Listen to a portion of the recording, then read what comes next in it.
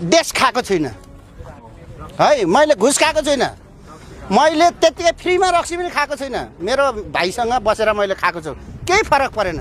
कारबाही हुन्छ भने सबै हटाऊ। मैले रक्सी खाँदाखेरि क्वेसन गर्नेहरूको लागि यो साँच्चै ठुलो अपराध हो भने सबै यहाँनिर यो भट्टी पसलहरू बन्द गरौँ। मैले आज होइन, नौरानमा हामीलाई चट्टाउँछ रक्सी। तपाईँहरूलाई थाहा छैन होला कतिलाई, हाम्रो नौरानको दिन रक्सी चटाएर हामीलाई चोख्याउने चलन छ। त्यसो हुँदाखेरि मर्दा पर्दा सबै बिहेमा जस्तो बेहुली माग्नु जाँदा भनौँ न, केटी माग्नु सिधा सिधी, केटी माग्नु जाँदा पनि रक्सी नलियो भने कुटेर खेदिहाल्छ।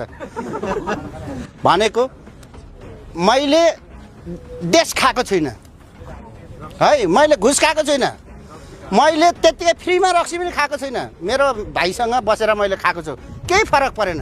कारबाही हुन्छ भने सबै हटाऊ। यो देशमा काहीँ पनि रक्सी बनाउनु नदिउँ न, मर्छ सर्छ सबै होइन। विदेशी रक्सी लिएर दुनियाँले लडिन्जेली घुस खाँदै खाँदा चाहिँ केही नहुने।